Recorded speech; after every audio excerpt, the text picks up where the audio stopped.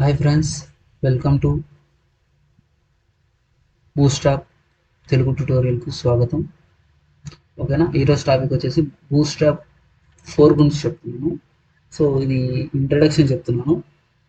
ఇక్కడ వచ్చేసి మనము బూస్ట్రాప్ ఎలా వాడాలి, ఎక్కడ వాడతాము, ఏమి దాని అడ్వాంటేజెస్, వీటి గురించి తెలుసుకుందాం. ఓకేనా. సో అసలు బూస్ట్రాప్ అంటే ఏమి? సో బూస్ట్రాప్ అంటే ఇది మెటీరియల్ అనమాట. సిఎస్ఎస్ మెటీరియల్ అంటే మనము కోడింగ్ రాయకుండా డైరెక్ట్గా మనం పోయి తీసుకొని రావచ్చు. అంటే కోడ్ ఆల్రెడీ ఇన్బిల్ట్ అయి ఉంటుంది, మనం దాన్ని జస్ట్ కాపీ చేసుకొని తీసుకొని రావచ్చు అనమాట. సో డిజైన్స్ కానీ ఇంకోటి, సో మనం ఫ్యూచర్లో వాటి గురించి తెలుసుకుందాం. సో దీనికి మనకి మెయిన్గా మనకి హెచ్టిఎంఎల్ సిఎస్ఎస్ వచ్చి ఉండాలి. ఓకేనా, హెచ్టిఎంఎల్ సిఎస్ఎస్ జేపీఎల్ వచ్చి ఉండాలి. ఓకే. సో బూస్ట్రాప్ ఎవరు ఎవరు ఇంప్లిమెంట్ చేశారంటే ట్విట్టర్ అనే వాళ్ళు ఇంప్లిమెంట్ చేశారు. కానీ ట్విట్టర్ కంపెనీ తెలుసు కదా మీకు. సో వాళ్ళు చేశారు. ఇప్పుడు ఎక్స్ అయిపోయింది అనుకోండి. సో వాళ్ళకి అమ్మేశారు కాబట్టి ఎక్స్ అయిపోయింది. సో ఇప్పుడు ఇది ఎలా యూజ్ అవుతుందంటే సిఎస్ఎస్ బేస్డ్ ఫ్రేమ్వర్క్ అనమాట. Front end frameworks. ఓకేనా, సిఎస్ఎస్ మీద బేస్ అయి ఉంటుంది ఇది బూస్ట్రాప్ అనేది.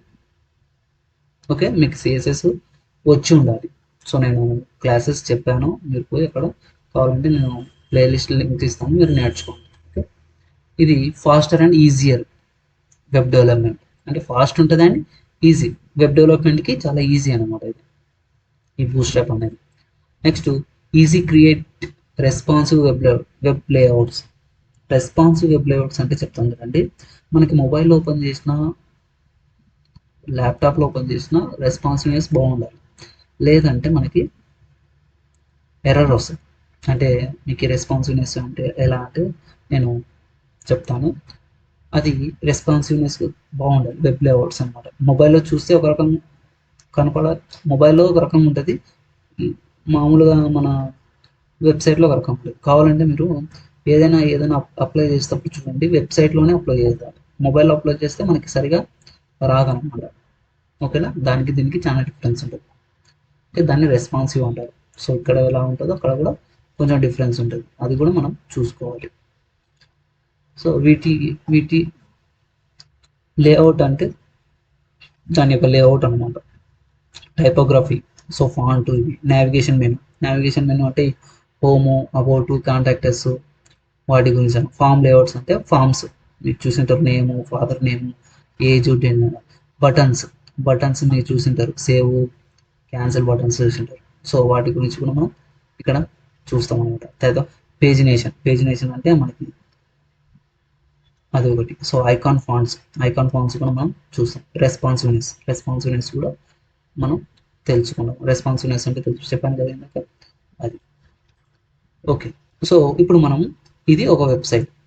సో మనం ఇది సిఎస్ఎస్లో ఎలా రాయాలి? సో సిఎస్ఎస్లో మీకు ఐడియా ఉంది, మేము ప్రీవియస్గా చెప్పాను. సో సిఎస్ఎస్లో చెప్పాను, ఒకసారి మీరు వెళ్ళి చూడండి, దీని గురించి నేర్చుకోండి, మీకు ఐడియా వస్తుంది ఎలా అనేది. సో మామూలుగా ఇది ఎలా చేయాలి అంటే సిఎస్ఎస్లో ఇలా చేస్తాం. సో ఫస్ట్ దానికి విడ్త్ ఇస్తాము, ప్యాడింగ్ ఇస్తాము, తర్వాత విడ్త్ ఇస్తాము, తర్వాత విడ్త్ ఫ్లో టు ప్యాడింగ్ ఇస్తాం, ఫ్లో టు రైట్ అని, ఇక్కడ ఫ్లో టు లెఫ్ట్ అని, తర్వాత విడ్త్. అంటే ఇవన్నీ మనం కోడింగ్లో రాయాల్సి వస్తుంది. అదే బూస్ట్రాప్లో అలా కాదు, మనం రెడీమేడ్గా తెచ్చుకుంటాం అనమాట. సో ఇది చేయని అవసరం ఉండదు, జస్ట్ పోయి కాపీ చేసుకుంటాము అండ్ కోడ్ తెచ్చిపెట్టి వేసుకుంటాము. సేమ్ ఈజీగా ఉంటుంది, చాలా ఈజీగా ఉంటుంది. సో మీకు అర్థం కూడా అవుతుంది, చాలా సింపుల్గా ఉంటుంది. కానీ ఇక్కడ large, medium, small, extra small అని చెప్పాం కదా. సో వీటి గురించి ఏమంటే, ఎక్స్ట్రా స్మాల్ అంటే మొబైల్లో వర్క్ చేస్తుంది, మొబైల్ వ్యూ అంటారు దీన్ని. స్మాల్ అంటే ట్యాబ్, మీరు ట్యాబ్ చూసింటారు, సామ్సంగ్ ట్యాబ్, యాపిల్ ట్యాబ్ చూసింటారు, దాంట్లో వ్యూ అనమాట. మీడియం అంటే మానిటర్స్, లార్జ్ అంటే ల్యాప్టాప్స్ ఆర్ కంప్యూటర్స్. ఓకేనా, వీటి స్క్రీన్ సైజెస్ అనమాట. Large, medium, small, extra small. ఓకేనా. ఓకే, సో అడ్వాంటేజెస్ ఏంటి? సో అడ్వాంటేజెస్ ఏంటంటే సేవ్ లాట్ ఆఫ్ టైం. అంటే మనకి టైంని రెడ్యూస్ చేస్తుంది. ఇక్కడ కోడింగ్ చేయడం అవసరం లేదు. సో అక్కడికి వెళ్తాము, జస్ట్ మనకు కావాల్సినది తీసుకుంటాము, వచ్చేస్తాం. అది టైం సేవ్ చేస్తుంది. Responsive features. So responsive features కూడా చాలా బాగుంటుంది దీంట్లో. మొబైల్లో కానీ వెబ్సైట్లో కానీ రెస్పాన్సివ్నెస్ బాగుంటుంది. తర్వాత కన్సిస్టెంట్ డిజైన్. సో మనకి డిజైన్ కూడా చాలా కన్సిస్టెన్సీగా ఉంటుంది, అంత కష్టం ఏమి ఉండదు, ఈజీగా ఉంటుంది, సింపుల్గా ఉంటుంది. మనం కోడ్ చూస్తే మనకి ఐడియా వస్తుంది ఉంటుంది, ఇంతేనా అని. తర్వాత ఈజీ టు యూస్, మనకి యూజ్ చేయడానికి ఈజీగా ఉంటుంది, అంత కష్టం అవసరం లేదు. ఇక్కడ జస్ట్ క్లాసెస్ ఉంటాయి, ఆ క్లాసెస్ చేంజ్ చేసుకుంటే సరిపోతుంది. సో మీకు పోను అర్థమవుతుంది అంటే కంపాబిలిటీ విత్ బ్రౌజర్, అంటే బ్రౌజర్తో కంపాబిలిటీ అవుతుంది అనమాట బ్రౌజర్. ఓకేనా. ఓపెన్ సోర్స్ అంటే ఏం లేదమ్మా, ఫ్రీ, ఫ్రీగా మనం చేసుకోవచ్చు. ఓకేనా. తర్వాత వీటి యొక్క ఫీచర్స్ అండ్ కాంపోనెంట్స్ అన్నది. ఓకేనా. సో మీరు స్క్రీన్ షాట్ తీసుకోండి. Multi column layouts, form layouts, button groups, button drop down, తర్వాత input groups, nav bars, drop down, breadcrumbs, pagination, labels, badges, jumbotron, page headers, thumbnails, తర్వాత alerts, వీటిని components. So features and components అనమాట. మీరు ఒకసారి ఇది screen shot తీసుకొని రాసుకోండి. ఓకేనా, అర్థమైంది కదా. Okay, next. సో బూట్స్ట్రాప్లో జేఎస్ కాంపోనెంట్స్ ఉంటాయి. జేఎస్ కాంపోనెంట్స్ అంటే ఏంటంటే జావా స్క్రిప్ట్ కాంపోనెంట్స్.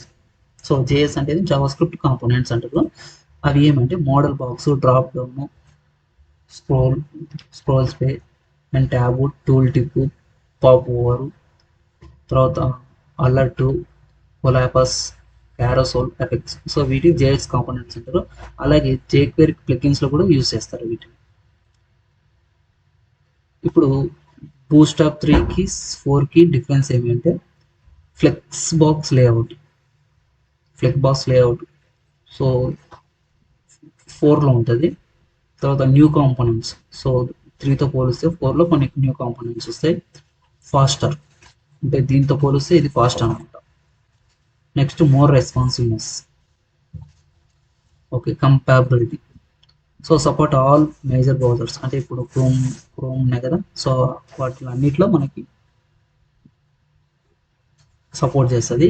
కానీ ఇంటర్నెట్ ఎక్స్ప్లోరర్ 9 నుంచి అంతకంటే తక్కువ, అంటే డౌన్ ఈజ్ నాట్ సపోర్ట్, అంటే అక్కడ నుంచి పనిచేయమన్నమాట ఈ 4 అనేది. ఓకేనా. So other popular CSS frameworks, అంటే మనకి ఈ బూట్స్ట్రాప్ కాకుండా మిగతావి కూడా ఉన్నాయి. మెటీరియల్ సిఎస్, ఫౌండేషన్, బ్లూమా, సిమాటిక్, ఇది కూడా చాలా బాగుంటుంది. మీరు ఒకసారి సెర్చ్ చేసి చూడండి. ఓకేనా. Pure Skeleton, Bootflat, Groundwork. So ఇవి అదర్ ఫ్రేమ్ వర్క్స్ అనమాట. వీటిని కూడా మీరు యూజ్ చేస్తారు.